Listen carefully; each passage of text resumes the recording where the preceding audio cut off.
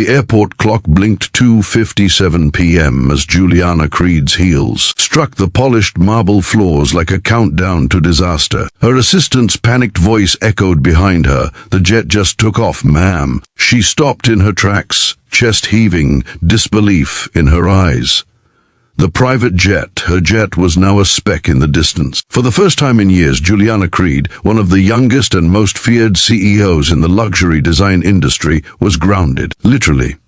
Her schedule, her order, her control gone in one missed flight. The world expected her in Los Angeles in 5 hours for an international launch that had taken 2 years to plan. But now, standing alone at the terminal, she was just another stranded traveler in an oversized blazer and shattered pride. If you believe in kindness, second chances, and life-changing encounters, don't forget to like, comment, share, and subscribe to Kindness Journal, where stories remind us that every stranger we meet might have a reason we were meant to cross paths. Juliana was used to commanding boardrooms and bending deadlines to her will, but airports had no mercy. The next available flight was commercial, economy, delayed, and packed. Every fiber of her being wanted to protest, to call her lawyers, to throw her weight around.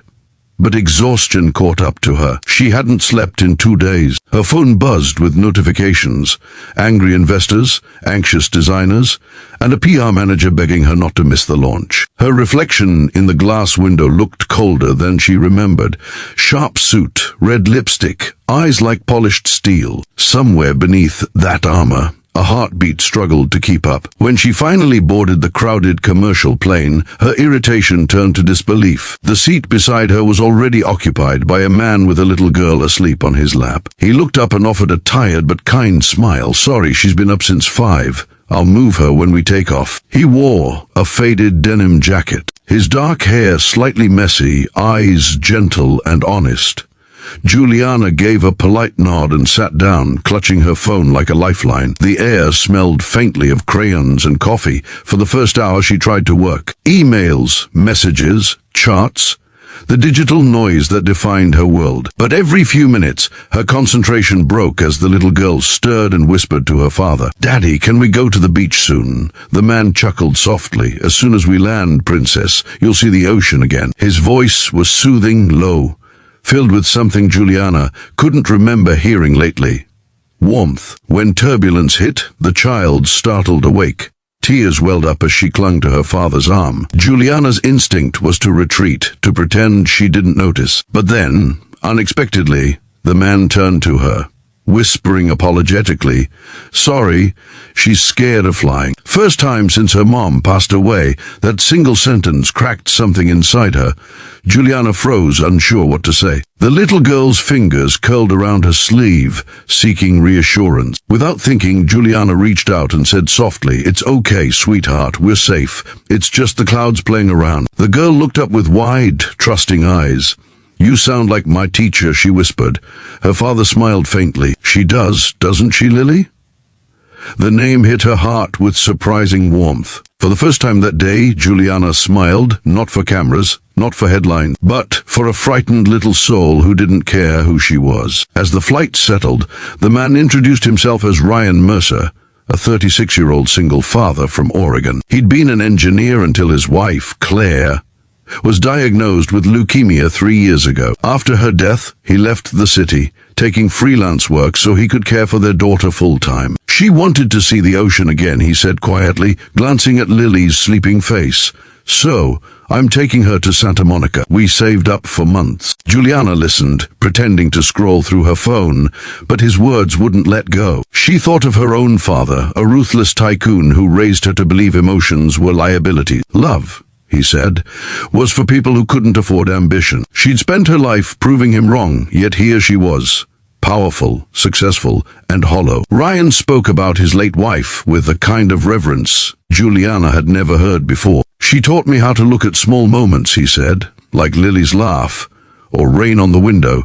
Things I used to ignore." Hours passed like a quiet confession. Juliana shared nothing personal, not yet, but found herself watching the world through their eyes. When the stewardess brought snacks, Lily offered her cookie to Juliana, saying, "You look like you forgot to eat." The comment, innocent and pure, made Juliana laugh for real. "You might be right," she said, taking it. For once, she wasn't the untouchable CEO. She was just a woman on a plane, rediscovering what it meant to feel human. By the time they landed, storm clouds had gathered over Los Angeles, delaying arrivals. Juliana checked her phone, dozens of missed calls, frantic texts. But when she saw Ryan struggling with Lily's luggage, she hesitated. The old Juliana would have walked away, hailed a car, and disappeared into the next meeting. But something about that small, tired family pulled her back. "Need a hand?" she asked. He chuckled. "You, in those heels." She grinned for the first time in days. "I've survived worse boardrooms." At the exit, rain began to pour. The three of them huddled beneath an awning, waiting for their rides. Lily looked up at the sky in wonder. "Mom said rain means the angels are washing the clouds," she said. Ryan's eyes softened, his jaw tight with emotion. Juliana looked at them both and felt an ache she couldn't name. Her luxury car arrived, sleek and black. But when Lily waved goodbye, something inside Juliana twisted. "Hey," she said impulsively, "where are you two staying?" Ryan hesitated. "Small motel near the pier. It's nothing fancy." She looked at the rain, then at them. "Come with me.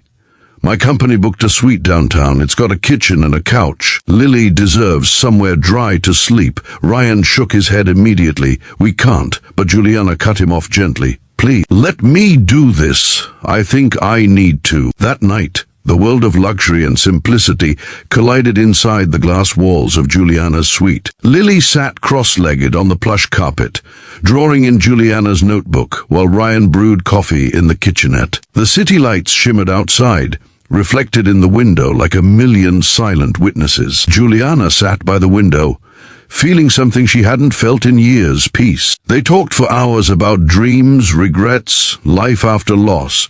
Ryan asked her why she worked so hard. She couldn't answer. For the first time, she realized she didn't know.